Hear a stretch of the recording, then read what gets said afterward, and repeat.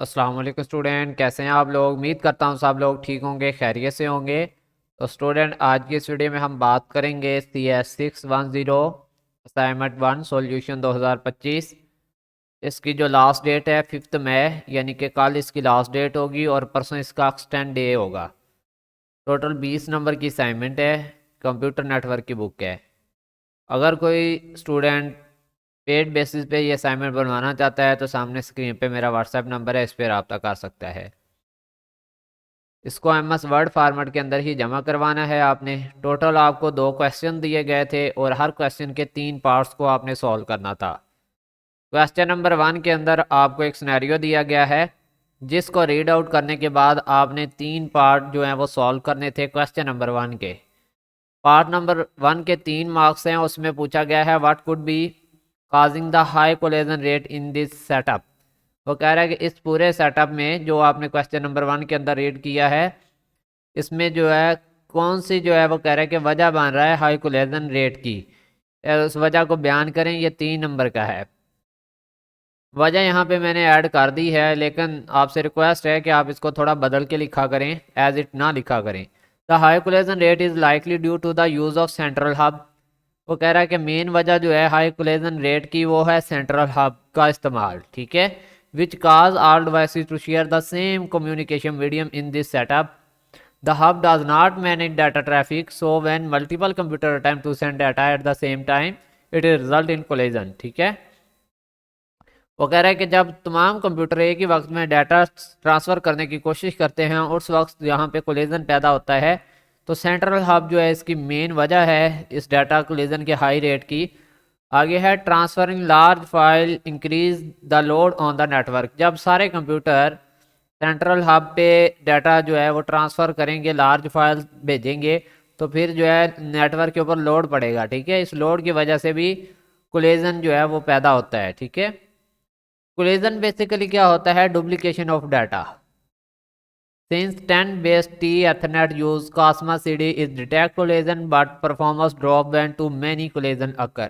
वो कह रहा है कि 10 बेस T Ethernet का इसमें इस्तेमाल तो किया गया है, जो कि कास्मा CD की टेक्निक को यूज़ करता है, लेकिन वो कह रहा है कि इसकी वजह से आपकी परफॉर्मेंस जो है वो ड्रॉप हो जाती है। तो ये आपने लिखना है आंसर इसका, ठीक है, इतना पूरा। आगे है question number 2, why might frame be getting drop due to the unknown types. वो कह रहा है कि अननोन टाइप्स की वजह से फ्रेम क्यों इसमें ड्रॉप हो रहे हैं, इसकी वजह बताएं। 3 नंबर का है, there are several reason frame may be drop due to the unknown protocol types. वो कह रहा है कि अननोन प्रोटोकॉल टाइप्स की वजह से या और भी बहुत सारी रीज़न होती हैं जिनकी वजह से फ्रेम जो है वो ड्रॉप होते हैं। Some devices might be sending protocol frame not recognized by other in the network। वो कह रहे हैं कि कुछ डिवाइसेस जब फ्रेम जो है वो सेंड करते हैं, उनकी जो प्रोटोकॉल फॉर्मेट होती है वो दूसरे नेटवर्क को रिकॉग्नाइज नहीं कर पाता दूसरा नेटवर्क, इस वजह से वो फ्रेम जो है वो ड्रॉप हो जाता है। फ्रेम क्या होते हैं, फ्रेम में डाटा जो है वो ट्रांसफ़र किया जाता है आपका एक जगह से दूसरी जगह में। कंप्यूटर जो है वो फ्रेम की टेक्नोलॉजी की मदद से अपने डाटा जो है उसको भेजता है दूसरे कंप्यूटर तक या दूसरी डिवाइस तक, ठीक है। Missing or incorrectly format field. Frame जैसा कि आपको लेक्चर में मैंने पढ़ाया था कि इसमें फील्ड्स होती है, हेडर फील्ड, फोटर फील्ड, इस तरह से, ठीक है। उसमें IP एड्रेस की फील्ड होती है और डाटा फील्ड होती है। तो वो कह रहे हैं कि जब आपका जो फ्रेम है उसमें कोई मतलब फॉर्मेट टाइप फील्ड जो है वो इनकरेक्टली हो या मिसिंग हो, तो इस वजह से भी आपके फ्रेम ड्रॉप होते हैं। तो ये आपने आंसर लिखना है इतना। पार्ट नंबर 3 पे आ जाते हैं। हो can a network analyser help resolve these issues. वो कह रहा है कि एक नेटवर्क एनालाइजर किस तरह से इस मसले को हल कर सकता है। Network analyser like a sniffer is a valuable tool for diagnosing network problem. वो कह रहे हैं कि जो नेटवर्क एनालाइजर होता है वो एक मतलब वैल्यूएबल बंदा होता है या वैल्यूएबल टूल होता है, आप समझ लें, कि जो इस प्रॉब्लम को क्या करता है, डायग्नाइज करता है। कैप्चर रियल टाइम ट्रैफिक, तो help identify misconfigure devices, show detail for each frame. तो ये सारी चीज़ें आपने थोड़ा बहुत चेंज करके लिख देनी है। फर्दर क्वेश्चन नंबर 2 के इसके भी 3 क्वेश्चन पूछे गए हैं।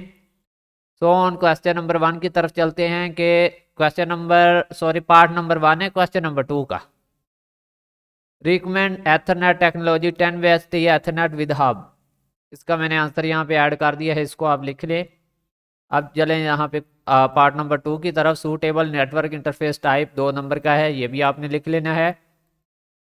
वीडियो ज़्यादा लेंथी हो रही है इसलिए मैं अब इसको एक्सप्लेन नहीं कर सकता आपको, वीडियो बहुत ज़्यादा लंबी हो रही है। अब पार्ट नंबर 3 है लिमिटेशन ऑफ अदर टेक्नोलॉजी। तो यहाँ पे कुछ थिक एथरनेट की लिमिटेशन ऐड की गई हैं और कुछ थिन एथरनेट की लिमिटेशन को मैंने ऐड कर दिया है। यही थी आप लोगों की असाइनमेंट जो कि आप लोगों ने सबमिट करवानी है। मैंने आपको समझा भी दिया है, बता भी दिया है। मिलते हैं न्यू वीडियो में, तब तक के लिए अल्लाह हाफिज़। अपना ख्याल रखिएगा।